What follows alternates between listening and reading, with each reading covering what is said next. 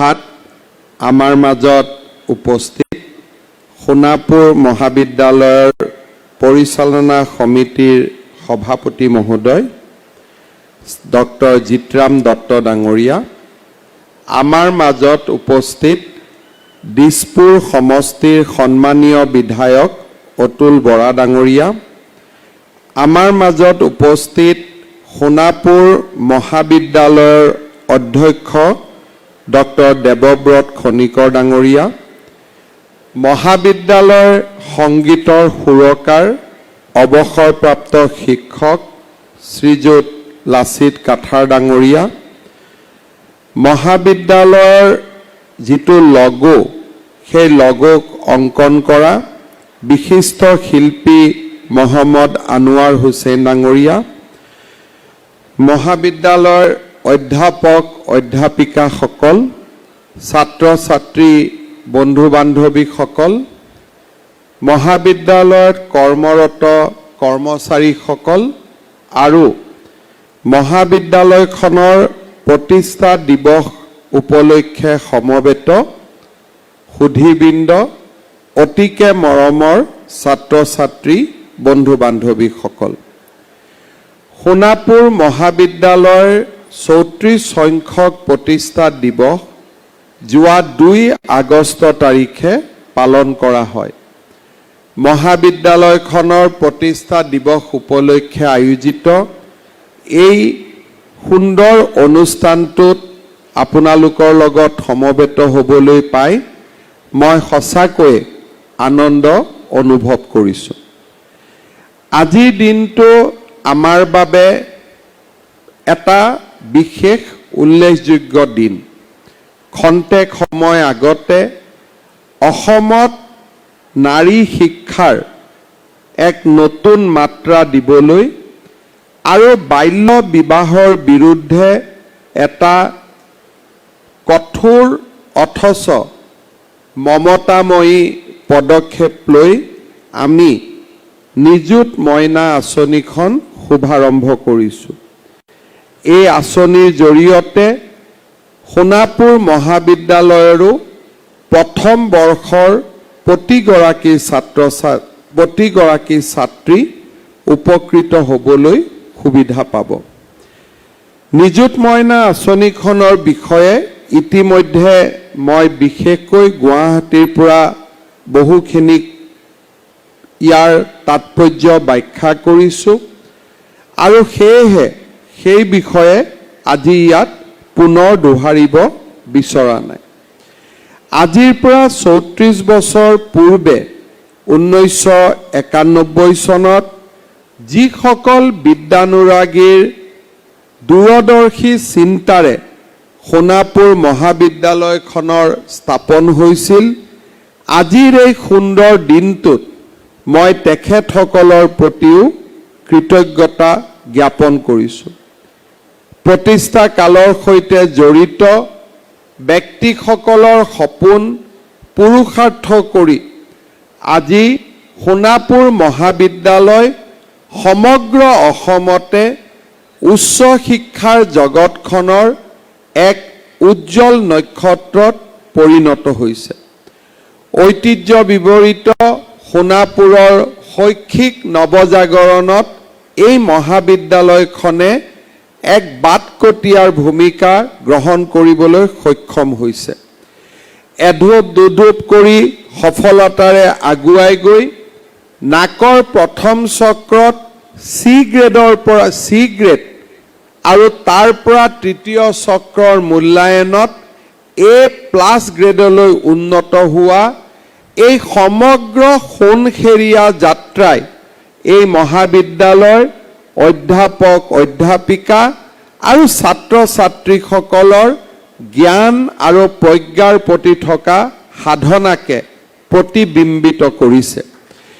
এই মহাবিদ্যালয়খনে বৃত্তিমুখী শিক্ষাৰ ক্ষেত্ৰত অসমৰ শিক্ষা জগতত যি এক বাটকটীয়াৰ ভূমিকা গ্ৰহণ কৰিছে, ই আমাৰ সকলোৰে বাবে এক আনন্দৰ বতৰা। 2015 চনৰ পৰা tourism and travel management, retail management, IT, theatre and stagecraft আদিৰ দৰে বৃত্তিমুখী পাঠ্যক্ৰম ইয়াত পৰিচালিত কৰি থকা হৈছে। বেচেলৰ অফ ভকেশ্যনেল কোৰ্চৰ জৰিয়তে প্লেচমেণ্টৰ ক্ষেত্ৰতো 100% সফলতা এই মহাবিদ্যালয়খনে লাভ কৰিবলৈ সক্ষম হৈছে।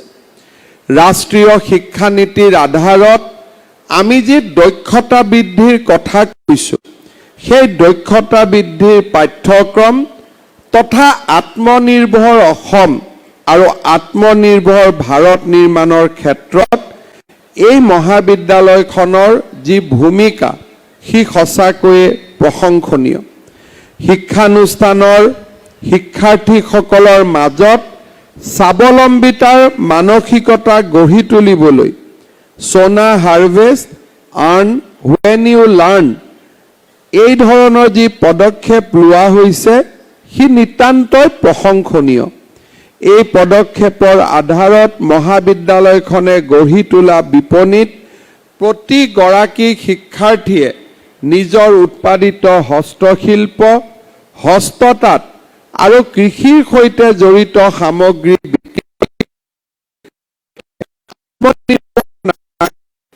হিচাপে গঢ়ি তোলাৰ বীজ ৰোপণ কৰিছে।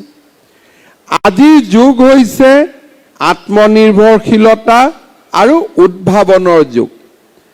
কৰ্মসংস্থানৰ বাবে চাকৰিকে এটা শেষ আশা বা শেষ লক্ষ্য হিচাপে চিন্তা নকৰি ইয়াত যিটো উদ্যমিতাৰ মানসিকতা গঢ়ি তুলিবলৈ প্ৰচেষ্টা কৰা হৈছে, ইনোভেশ্যন কাউন্সিল গঠন কৰি কৰ্মশালা, শিক্ষাৰ্থীৰ মেণ্টৰিং আদিৰ দৰে কাৰ্যসূচী ৰূপায়ণ কৰা হৈছে, সিও এক প্ৰশংসনীয়। ইনকিউবেশ্যন চেণ্টাৰত গঢ় লোৱা 5টা ষ্টাৰ্টআপে আসাম ষ্টাৰ্টআপৰ পৰা আৰ্থিক সাহায্য লাভ কৰিবলৈ সক্ষম হৈছে। 2003 চনৰ পৰা এই মহাবিদ্যালয়ে দীক্ষা গাঁৱত কমিউনিটি বেছ টুৰিজিমৰ ক্ষেত্ৰত যি অগ্ৰণী ভূমিকা গ্ৰহণ কৰিছে, সিও সামাজিক দায়বদ্ধতাৰ এক সুন্দৰ প্ৰতিফলন বুলিয়ে ক'ব লাগিব। সোণাপুৰ মহাবিদ্যালয়ৰ সমগ্ৰ কাষৰীয়া অঞ্চলটো কাৰ্বি জনজাতি লোকেৰে সমৃদ্ধ আৰু এই কেটছমেণ্ট এৰিয়াৰ বিদ্যালয়সমূহতো সোণাপুৰ মহাবিদ্যালয়ে যি আউটৰিচ প্ৰগ্ৰেম হাতত লৈছে, সিও নিঃসন্দেহে প্ৰশংসনীয়। সোণাপুৰ মহাবিদ্যালয়ৰ এই আটাইবোৰ সুন্দৰ প্ৰচেষ্টাক মই আদৰণি জনাইছোঁ, ধন্যবাদ জনাইছোঁ। এই সভালৈ অহাৰ আগতে শিক্ষামন্ত্ৰী ৰণোজ পেগু ডাঙৰীয়াও মোৰ লগতে আছিল আৰু তেখেতেও মোৰ লগত কথা বতৰা পাতোঁতে সোণাপুৰ মহাবিদ্যালয়ে বৃত্তিগত শিক্ষাৰ ক্ষেত্ৰত লোৱা ব্যৱস্থাৰ বিষয়ে উল্লেখ কৰি আপোনালোকলৈকে প্ৰতিষ্ঠা দিৱসৰ অভিনন্দন বাৰ্তাও মোৰ জৰিয়তে প্ৰেৰণ কৰিছে। মই এটা সৰু উদাহৰণৰ ফালে আগবাঢ়িছোঁ। আমাৰ ৰাজ্যত বহুদিনে বিভিন্ন ৰাজনৈতিক কাৰণত স্বচ্ছতাৰ ভিত্তিত নিযুক্তি হোৱা নাছিল। নিযুক্তি, চৰকাৰী নিযুক্তি এনে এক জটিল চক্ৰত ৰূপান্তৰ হৈছিল যে এই নিযুক্তিৰ বাবে এক প্ৰকাৰ সমগ্ৰ ৰাজ্যখনত কিছুমান প্ৰফেশ্যনেল মানুহৰ জন্ম হৈছিল। চাকৰিৰ বাবে ধন সংগ্ৰহ কৰা, দুখীয়া মানুহে চাকৰিৰ আশাত মাটি বাৰী বন্ধক দিয়া আৰু বিনা টকাত চাকৰি নোপোৱা এটা কাল চক্ৰত আমি সকলোৱে সোমাই পৰিছিলোঁ। অসমৰ শিক্ষামন্ত্ৰী হিচাপে প্ৰথমবাৰ শিক্ষকৰ নিযুক্তিত এই কাল চক্ৰত আমি ভাঙি দিবলৈ সক্ষম হৈছিলোঁ। ইয়াৰ পিছত লাহে লাহে আৰক্ষীৰ নিযুক্তিয়ে হওক বা লোকসেৱা আয়োগৰ পৰা তৃতীয় চতুৰ্থ বৰ্গৰ নিযুক্তিয়ে হওক অসমৰ যুৱক সমাজৰ আশা আৰু আকাংক্ষাক বাস্তৱত ৰূপায়িত কৰিবৰ বাবে আমি চৰকাৰী নিযুক্তিক স্বচ্ছতাৰ এক নতুন দিগন্তলৈ লৈ গৈছিলোঁ। যেতিয়া স্বচ্ছ নিযুক্তিৰ প্ৰক্ৰিয়া আৰম্ভ হ'ল তেতিয়া লাহে লাহে বিভিন্ন সময়ত হতাশাৰে পৰিপূৰ্ণ যুৱক সমাজে চৰকাৰী চাকৰিত আবেদন কৰিবলৈ আৰম্ভ কৰিলে। ই আমাৰ বাবে এটা ইতিবাচক দিশ, কিন্তু এই ইতিবাচক দিশটোৱে এটা গভীৰ প্ৰত্যাহ্বানৰো সৃষ্টি কৰিছে। এইবাৰ প্ৰায় 10,000 নিযুক্তিৰ পৰিৱৰ্তে তৃতীয় আৰু চতুৰ্থ শ্ৰেণীত 11 লাখ যুৱকে আবেদন পত্ৰ দাখিল কৰিছে। অৰ্থাৎ 11 লাখ যুৱক যুৱতীয়ে 10,000 পোষ্টৰ বিপৰীতে আবেদন কৰা মানে যিমান ল'ৰা ছোৱালীয়ে পৰীক্ষাত অৱতীৰ্ণ হ'ব তাৰ 1% যুৱক যুৱতীয়েহে এই পৰীক্ষাত উত্তীৰ্ণ হ'বলৈ সক্ষম হ'ব। এটা কথা নিশ্চিত যে মেধাৰ ভিত্তিত নিযুক্তি হ'ব, সি চৰকাৰখনৰ বাবে এটা প্ৰাপ্তি, কিন্তু 99% লোক নিজৰ ভৱিষ্যতৰ বাবে অনিশ্চয়তাত থাকি যাব। সি সমাজৰ বাবেও এটা চিন্তাৰ বিষয়, এটা চিন্তনীয় বিষয়। ৰাজ্য চৰকাৰত সমগ্ৰ আমাৰ চৰকাৰী কৰ্মচাৰীৰ সংখ্যা হ'ল 4.5 লাখৰ পৰা 5 লাখ। এই 4.5 লাখ 5 লাখ কৰ্মচাৰীক দৰমহা দিওঁতে আমি বছৰত 3,000 মাহত আমি 3,000 কোটি টকা ব্যয় কৰোঁ আৰু পেঞ্চনাৰসকলক পেঞ্চন দিবলৈ 1,700 কোটি টকা আমি ব্যয় কৰোঁ। 4,700 কোটি টকা চৰকাৰী কৰ্মচাৰীৰ বাবে ব্যয় কৰাৰ অৰ্থ হ'ল বছৰত 60,000 কোটি টকা ব্যয় কৰা। অৰ্থাৎ চৰকাৰৰ হাতত সাধন আৰু বিত্তীয় ক্ষমতাও এটা সময়ত শেষ হৈ যায় যে আৰু অধিক ল'ৰাক আমি নিযুক্তি দিওঁ, আৰু অধিক ছোৱালীক আমি নিযুক্তি দিওঁ। এতিয়া এই 99% যুৱক যুৱতীৰ বাবে আমাৰ কি চিন্তা আৰু কি চিন্তাক আমি এটা সুন্দৰ পৰিকল্পনাৰে আমি সেই সকল যুৱক যুৱতীৰ মাজতো আমি এক আশা আৰু প্ৰেৰণাৰ সৃষ্টি কৰিব পাৰোঁ। মই বিশ্বাস কৰোঁ যে প্ৰত্যেকজন যুৱক যুৱতীৰ মাজতে এটা মহত্তম গুণ লুকাই থাকে। আমি সন্মুখত প্ৰত্যেকজন ল'ৰা ছোৱালীকে যেতিয়া আমি দেখা পাওঁ, আমি ইজনৰ লগত সিজনক তুলনা কৰিবলৈ হয়তো আমাৰ চকুৰে সি সক্ষম নহয়, কিন্তু পৃথিৱীত জন্ম লোৱা প্ৰতিগৰাকী ব্যক্তিৰে এটা নিজস্ব ক্ষমতা থাকে আৰু সেই নিজস্ব ক্ষমতা জন্মৰ সময়তে আমি আহৰণ কৰোঁ। কোনোবাই কঠোৰ পৰিশ্ৰম কৰিব পাৰে, কোনোবাই একেটা কথাকে নতুন ধৰণে চিন্তা কৰিব পাৰে। আজি আমি অলপ আগতে আমাৰ সকলোৰে সন্মানৰ লাচিত কাঠাৰ ডাঙৰীয়াক আমি এখন হুইল চেয়াৰত তাৰ পৰা উঠাই লৈ আহিলোঁ। কোনোবা এজন ল'ৰাৰ মনত চিন্তা হ'ব যে এই হুইল চেয়াৰখনকে কোনোবা মানুহে হাতেদি নধৰাকৈ ৰিমট এটা টেপিয়েই আমি তাৰ পৰা লৈ আহিব পাৰিম নেকি? অৰ্থাৎ মই ইয়াতে সভাপতিত্ব কৰিছোঁ, মই এটা ৰিমোট মাত্ৰ টিপি দিম আৰু হুইল চেয়াৰখন নিজে নিজে আহি ইয়াতে আহি উপবিষ্ট হ'ব। একেবাৰে সৰু কথা। ই যদি আমাৰ উদ্ভাৱনী চিন্তা থাকে, আজিৰ দিনত ভিডিঅ'ত ফটো চাই আমেৰিকাৰ পৰা দিল্লীত মানুহে ডক্টৰে অস্ত্ৰোপচাৰ কৰে। অৰ্থাৎ ভিডিঅ'ত মই চাই থাকোঁ, ৰবটিক চাৰ্জাৰী আমি সমাপন কৰোঁ আৰু কোনোবা এজন ব্যক্তিৰ সৰু উপস্থিতিতে আমি দূৰৰ পৰা ভাৰ্চুৱেল কমাণ্ডত এটা আমি ডাঙৰ অস্ত্ৰোপচাৰ আমি সমাপন কৰিব পাৰোঁ। আমাৰ ঘৰৰ কাষত দেখা সচৰাচৰ সৰু সৰু চিন্তাৰে মানুহৰ জীৱনত পৰিৱৰ্তন আনিব পাৰে।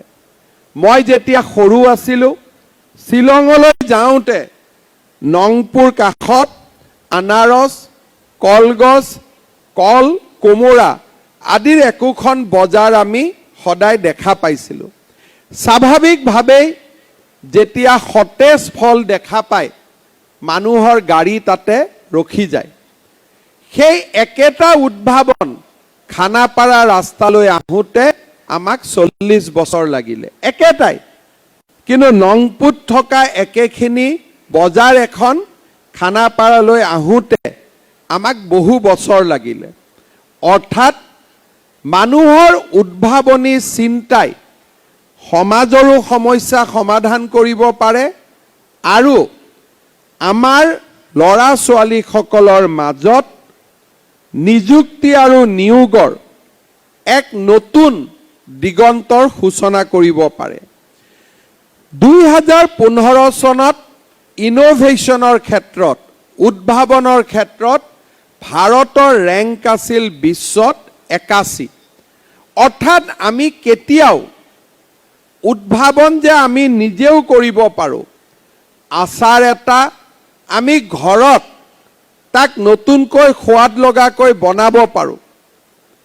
আমি আনাৰস এটা গোটে বিক্ৰী নকৰি তাক কাটি নিমখ তেল লগাই সুন্দৰভাৱে আমি পৰিৱেশন কৰিব পাৰোঁ।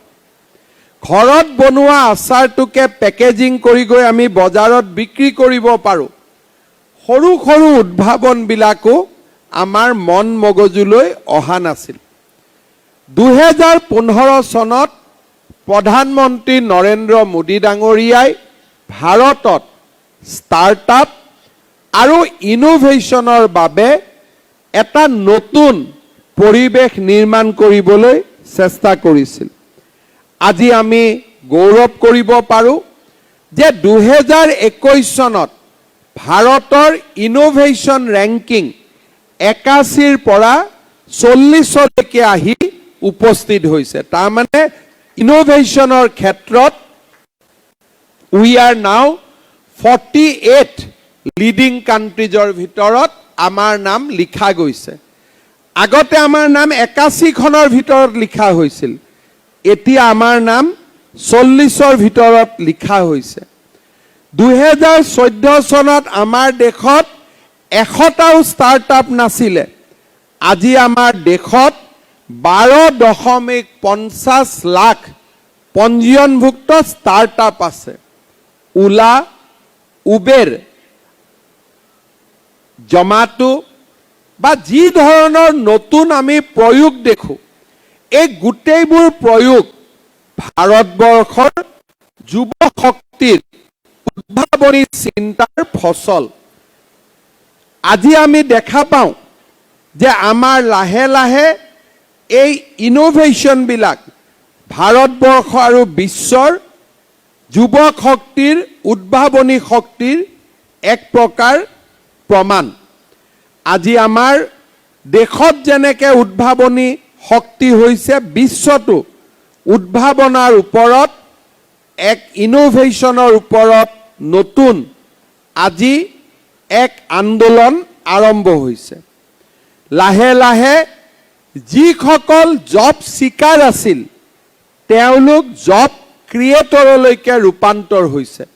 আগতে মই চাকৰি খুজিছিলোঁ এতিয়া মোৰ সৰু দোকানখনত মই দুজন ল'ৰাক চাকৰি দিওঁ বাঁহ আৰু বেতৰ মোৰ ক্ষুদ্ৰ উদ্যোগত মই দুজন ল'ৰাক চাকৰি দিওঁ মোৰ মটৰ গাড়ীৰ কাৰখানাটোত মই 10 জন ল'ৰাক চাকৰি দিওঁ মোৰ চাইকেল কাৰখানাটোত মই 4 জন ল'ৰাক চাকৰি দিওঁ লাহে লাহে জব ক্ৰিয়েটৰ জব সিকাৰৰ পৰা আমাৰ যুৱক সমাজ জব ক্ৰিয়েটৰলৈকে নিজকে পৰিৱৰ্তন কৰিবলৈ আগবাঢ়ি আহিছে সোণাপুৰ মহাবিদ্যালয়ত লোৱা ভকেশনেল কোৰ্সসমূহে মই ভাবো উদ্যমিতা বৃদ্ধিত আমাৰ বাবে এক বিশেষ সহায়ক ৰূপে পৰিচয় হ'ব আৰু আমাক সকলোকে ইনোভেশন আৰু স্কিল এডুকেশ্যনৰ ফালে আগুৱাই লৈ যাব আমাৰ সোণাপুৰ মহাবিদ্যালয়ত যথেষ্ট জনজাতীয় লোক আছে আমাৰ দেশত ভাৰত চৰকাৰৰ বিভিন্ন চাকৰিৰ নিযুক্তি প্ৰতি বছৰে সমাপন কৰা হয় অলপ যদি সফট স্কিল ইংৰাজী কম্পিউটাৰ আৰু যদি আমাৰ ব্যক্তিত্বক আমি বিকাশ কৰিব পাৰো ভাৰতবৰ্ষৰ চৰকাৰসমূহৰ যিমানবিলাক নিযুক্তি ষ্টাফ সিলেকশ্যন কমিশ্যন বা বেংক আদিৰ যি নিযুক্তি তাতো সোণাপুৰ কলেজত পঢ়ি থকা ছাত্ৰ ছাত্ৰীসকলে এক বিশেষ ভূমিকা গ্ৰহণ কৰিব পাৰে আমাৰ ৰাজ্যত দক্ষতা আৰু উদ্যমিতা বৃদ্ধিৰ বাবে আমি মঙ্গলদৈত এখন দক্ষতা বিশ্ববিদ্যালয় নিৰ্মাণৰ কামত আগবাঢ়িছো প্ৰায় 1000 কোটি টকা ব্যয় কৰি আমি নিৰ্মাণ কৰি থকা এই দক্ষতা বিশ্ববিদ্যালয়খনত প্ৰতি বছৰে 10,000 আমি ছাত্ৰ ছাত্ৰীক দক্ষতাৰ বিকাশৰ ক্ষেত্ৰত আগুৱাই লৈ যাবলৈ সুবিধা পাম ইয়াৰ লগে লগে আমাৰ ৰাজ্যৰ পলিটেকনিক আৰু ITI সমূহত টাটা টেকনলজিৰ লগত আমি একেলগে কাম কৰি ইণ্ডাষ্ট্ৰি 4.0 অৰ্থাৎ চতুৰ্থ উদ্যোগ বিপ্লৱৰ বাবে প্ৰয়োজনীয় মানৱ সম্পদ সৃষ্টিৰ বাবে আমি কাম কৰিছো মই সোণাপুৰ মহাবিদ্যালয়ৰ অধ্যক্ষ ডাঙৰীয়াক অনুৰোধ কৰিম যে টাটা টেকনলজিৰ লগত আমি পলিটেকনিক সমূহত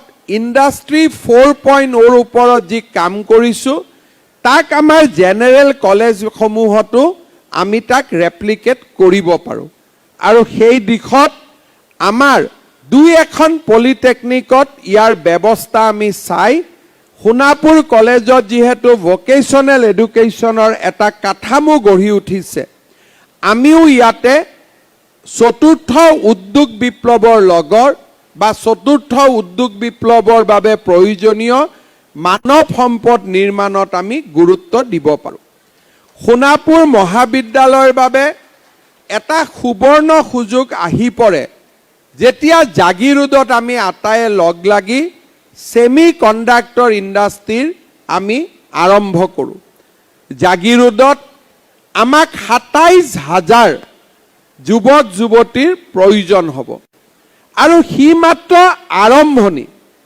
এই 27,000 যুৱক যুৱতীৰ পিছত আমাৰ অসমত সেমি কণ্ডাক্টৰ যি ইকোসিস্টেম আৰম্ভ হ'ব এই পৰিবেশৰ সুযোগ লৈ আমি সমগ্ৰ ভাৰততে সেমি কণ্ডাক্টৰ মানৱ সম্পদ সৃষ্টিৰ এক পৃষ্ঠভূমি হিচাপে নিজক নিৰ্মাণ কৰিব পাৰো মই ভাবো যে সোণাপুৰ কলেজত সেমি কণ্ডাক্টৰ ইণ্ডাষ্ট্ৰিৰ বিষয়ে আৰু সেমি কণ্ডাক্টৰ ইণ্ডাষ্ট্ৰিৰ লগত মেন পাৱাৰ মানৱ সম্পদ বিকাশৰ বাবে যি ব্যৱস্থা ল'ব লাগে তাত আমি অগ্ৰণী ভূমিকা গ্ৰহণ কৰা উচিত মই ইতিমধ্যে টাটা টেকনলজিক ইতিমধ্যে মই কৈছো যে Jagiroad college Sonapur college Dimoria college আদিত তেওঁলোকে আউটৰিচ প্ৰগ্ৰেম আৰম্ভ কৰিব লাগে যাতে ছাত্ৰ অৱস্থাতে আমি সেমি কণ্ডাক্টৰ ইণ্ডাষ্ট্ৰীৰ বিষয়ে বুজি পাওঁ আৰু আমাৰ জাগিৰোডত নিৰ্মীয়মান ফেক্টৰী এটাত বাহিৰৰ পৰা যুৱক যুৱতীয়ে কাম কৰিবলৈ অহাৰ পৰিৱৰ্তে সেমি কণ্ডাক্টৰ ইণ্ডাষ্ট্ৰীৰ এটা ডাঙৰ মানৱ সম্পদ আমি Sonapur college, Dimoria college, Jagiroad college আদিত আমি সৃষ্টি কৰিব পাৰোঁ। মই ভাবোঁ যে জাগিৰোডত কাম কাজ আৰম্ভ হোৱাৰ লগে লগে টাটা টেকনলজি টিমৰ লগত সোণাপুৰ কলেজ কৰ্তৃপক্ষই আলোচনা কৰি আমাৰ সোণাপুৰ কলেজত সেমি কণ্ডাক্টৰৰ এটা ভকেশ্যনেল কোৰ্চ লগে লগে আৰম্ভ কৰিব লাগে যাতে আমাৰ ছাত্ৰ ছাত্ৰীয়ে 100% নিযুক্তি জাগিৰোডত পাবলৈ সক্ষম হ'ব পাৰে। এই ক্ষেত্ৰত ময়ো যিখিনি পাৰোঁ তেখেতসকলক কৈ দিম, সোণাপুৰ কলেজে অগ্ৰণী ভূমিকা ল'ব বুলি মই আশা কৰিছোঁ। দিছপুৰ সমষ্টিৰ বিধায়ক অতুল বৰা ডাঙৰীয়াই সোণাপুৰ মহাবিদ্যালয়ৰ প্ৰয়োজনীয়তাৰ বিষয়ে আমাক উল্লেখ কৰিছে। আজি আপোনালোকক মই এটাই কথা ক'ম যে এই বছৰ আমি কমাৰ্চ ষ্ট্ৰীম নকৰোঁ, অহা বছৰ আমি নৱেম্বৰত নতুন কমাৰ্চ ষ্ট্ৰীম কৰিম। তাত ডেফিনেটলি সোণাপুৰ কলেজৰ বাণিজ্য শাখাক আমি উত্তীৰ্ণ কৰিম। এটাই মাত্ৰ আমাৰ অনুৰোধ থাকিব, আমি যেতিয়া কলেজত নতুন ষ্ট্ৰীম দিম অধ্যাপক অধ্যাপিকাৰ নিযুক্তিও নতুনকৈ হ'ব লাগিব, কাৰণ আমি প্ৰাদেশিকৰণ কৰিব নোৱাৰোঁ। গতিকে সেই বাধ্যবাধকতাটো নিশ্চয় সোণাপুৰ মহাবিদ্যালয়ে অনুভৱ কৰিব আৰু যেতিয়াই আমি ইয়াত কমাৰ্চ ষ্ট্ৰীম দিম তাত নতুনকৈ বিজ্ঞাপন দি নিযুক্তিৰ ব্যৱস্থা কৰিব।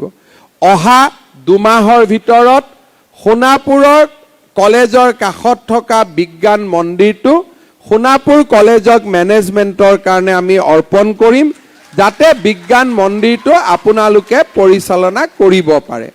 সোণাপুৰ মহাবিদ্যালয়ত এটা সুন্দৰ অডিটৰিয়াম নিৰ্মাণৰ বাবেও মই 3 কোটি টকা আপোনালোকৰ আগত ঘোষণা কৰিছোঁ যাতে সুন্দৰকৈ মহাবিদ্যালয়ৰ প্ৰেক্ষাগৃহ এটা নিৰ্মাণ কৰিব পাৰে।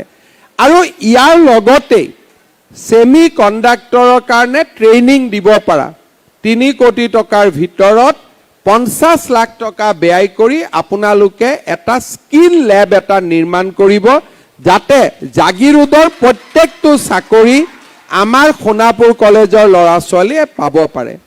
আজি অতুল বৰা ডাঙৰীয়াই মোক অনুৰোধ কৰাৰ দৰে বাণিজ্য শাখাও অহা বছৰ দিয়াৰ বাবে মই আপোনালোকক প্ৰতিশ্ৰুতি দিলোঁ।